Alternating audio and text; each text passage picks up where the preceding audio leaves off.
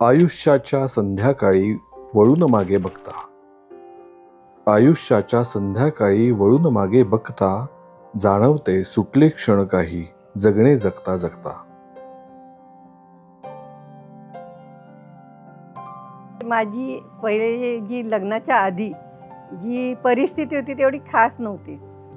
आपले सगळ्यांचेच आयुष्य रुटीनमध्ये गेलेली आहेत, पण काही कडू गोड सगळ्याच आठवणी आयुष्यात भरलेल्या आहेत. मी थर्मॅक्समध्ये सर्व्हिसला होतो आणि थर्मॅक्समध्ये सर्व्हिसला असताना घराला घरपण देण्याचं कधी वेळच नाही मिळाली मला. खरं तर मी जॉबमध्ये बजाज ऑटोला सर्व्हिसला होतो. जो 35-38 वर्ष नोकरी केली. बाहेर कुठे यायला जास्त मिळालं नाही. आमच्या वेळेची जर परिस्थिती बघितली तर आम्ही खूपच कष्टानेच खरं सांगायचं तर मुंबईसारख्या ठिकाणी आम्ही अक्षरशः दीड खोलीत राहिलेलो आहे.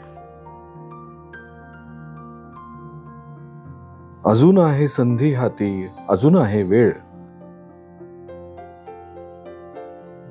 अजून आहे संधी हाती, अजून आहे वेळ, त्या इच्छांचा आणि ऊर्जेचा पुन्हा घालूया मेळ. 2 दिवसांच्या सहलीसाठी काढू वेळ जरासा, समाधान आनंद सलोखा एकांतही पुरेसा.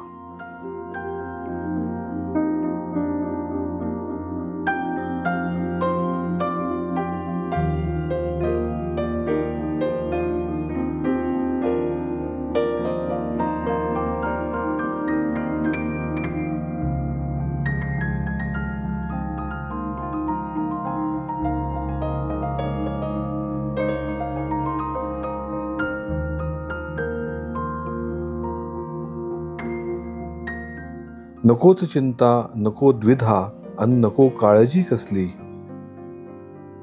सुविधा आणिक सोयींनी ही प्रसन्न वास्तू नटली.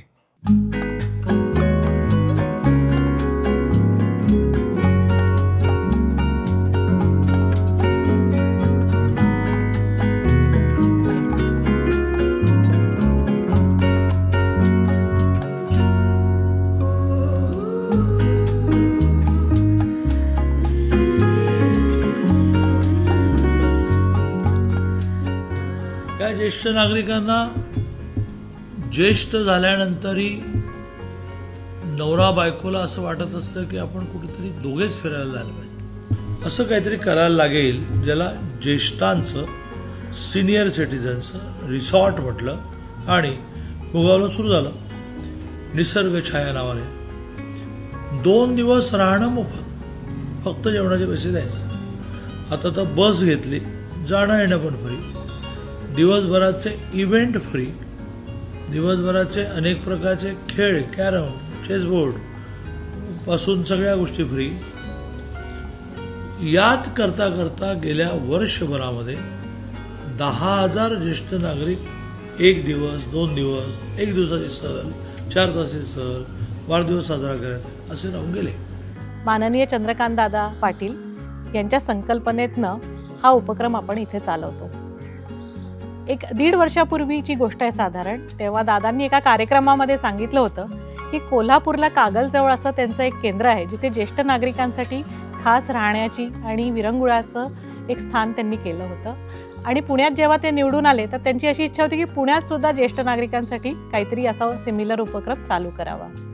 आणि अनायसे असं झालं की माझे मिस्टर श्री मंदार देवगावकर यांच्या डोक्यात सुद्धा सारखं चालू होतं की आपण सिनियर सिटीजन सेंट्रिक एखादा उपक्रम ठेवावा.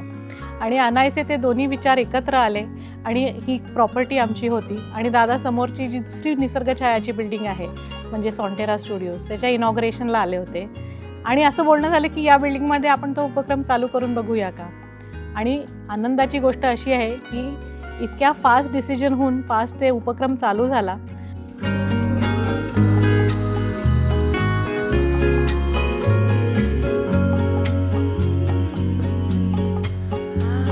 समजावले मनाला म्हटले उसंत काढू थोडी, समजावले मनाला म्हटले उसंत काढू थोडी, अन आपणही चाखावी आयत्या चहाची गोडी. 2 दिवसांच्या विश्रांतीने जगणे सुखकर होते,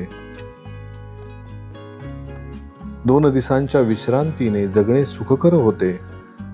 निसर्ग छायामध्ये माया माहेराची मिळते.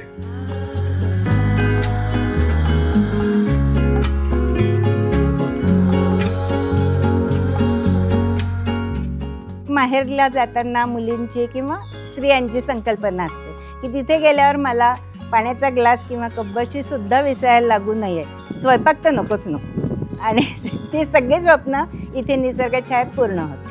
आजचं वातावरण तर अतिशय सुंदर आहे, हवा पण छान आहे आणि इथलं स्टाफ मला तर असं वाटतं की माहेरीच आलेली आहे.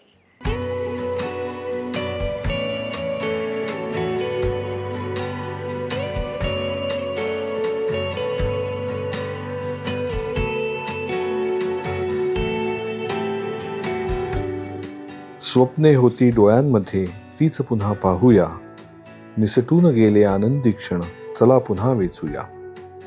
4 दिवस इकडे तिकडे भटकण्यापेक्षा मला तरी असं शांत चित्ताने एकत्र राहणं फार आवडतं. इथे सकाळचा ब्रेकफास्ट आल्याबरोबर वेलकम ड्रिंक असतं, ब्रेकफास्ट असतो, जेवण असतं, संध्याकाळचा हायटी असतो, रात्रीचं जेवण असतं आणि दुसऱ्या दिवशी राहून सकाळी ब्रेकफास्ट करून तुम्ही बाहेर पडायचं. हे 600 रुपयात मिळतं का? कुठे नाही मिळत. पण इथे व्यवस्थाही सुंदर आहे, जेवण सुंदर आहे आणि जे सगळ्या ज्येष्ठ नागरिकांना पाहिजे तसं आहे. सगळेजण अतिशय हसतमुख होते आणि मला इथलं वातावरण हे अतिशय घरच्यासारखं छान वातावरण वाटलं आणि जेवणाची टेस्टसुद्धा घरच्यासारखी वाटली. सगळ्यांनी यावं आणि याचा उपभोग घ्यावा. निसर्ग छाया माझ्या खरं हृदयात बसलेलं आहे. खरं एक आपुलकी वाटते की परत परत यावं आणि किती छान आहे इथलं वातावरण ते सांगायचं आणि आम्ही सांगतो पण.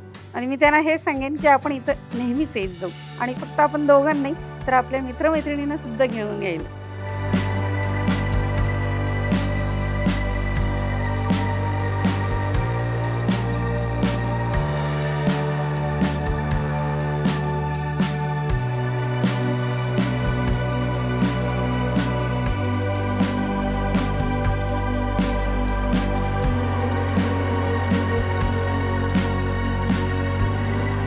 नवे सखे अन नवे सौंगडी चला पुन्हा जोडूया, हक्काचे अन प्रेमाचे घर म्हणजे निसर्ग छाया.